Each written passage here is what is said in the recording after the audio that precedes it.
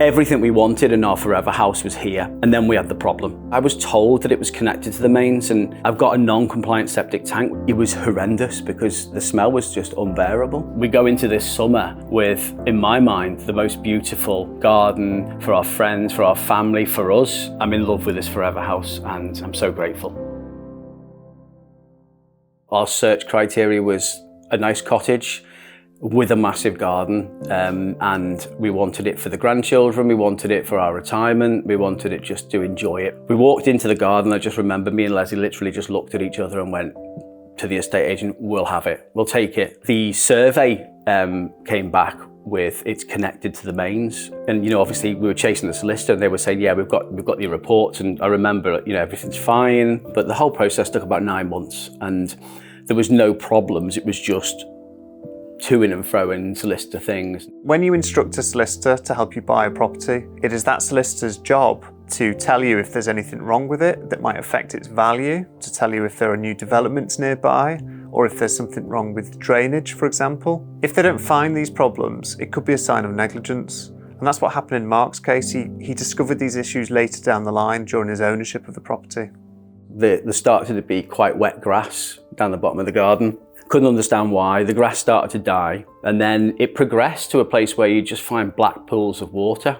I contacted a company called EnviroCare and I asked for a drain survey because I wanted to find out what's going on, and they literally came out and did exactly that and said, you've got a septic tank and you've got a problem with this and that, and it's not compliant, and there's a £50,000 fine and all these things from the environment. So I just thought I need to contact someone that can fix the drainage field. So they came along, they dug up all the area down there, they took all the old stuff out, they put a new proper compliant drainage field in there so that it wouldn't contaminate again. And yeah, we just paid for that ourselves. But when we had people coming around to our house, it was horrendous because the toilet system just couldn't cope.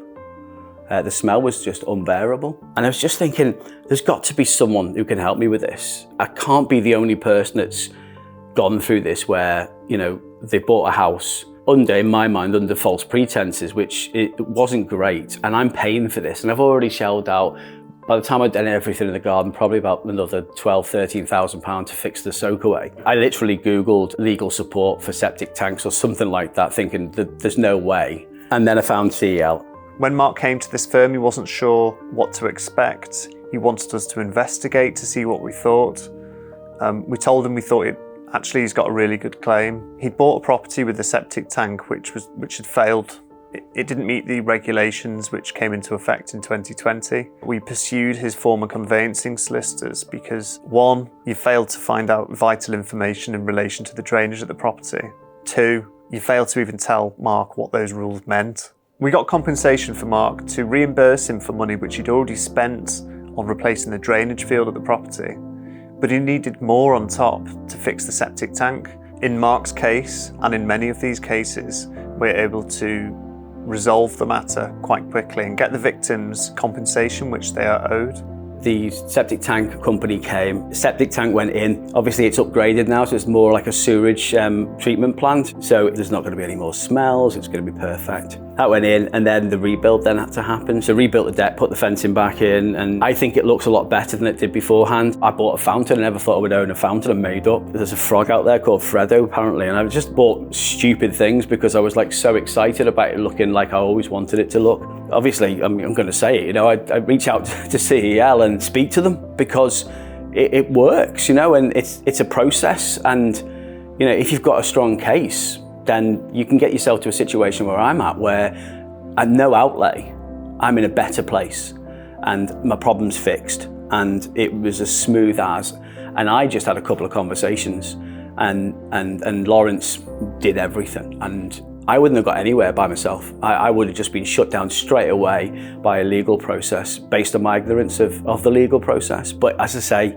it wasn't just that legal thing, it was the caring all the way through. I felt like he wanted to win for this as well. I'm not going to use the word despair, but I was really upset about it beforehand. And yeah, it's been a brilliant year because I know that it's been fixed, and you know, we can crack on with some amazing events for the family. I'm really happy for Mark.